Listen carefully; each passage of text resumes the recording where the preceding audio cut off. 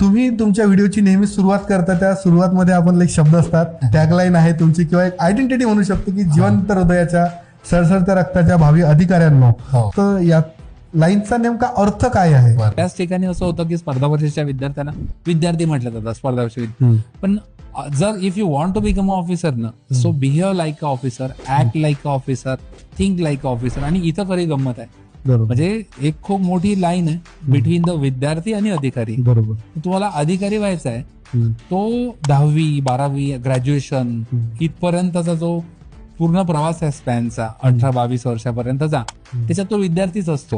बरोबर. पण अधिकारी व्हायला ह्या विद्यार्थ्यातला तुमच्या अंगातला विद्यार्थी निघाला पाहिजे.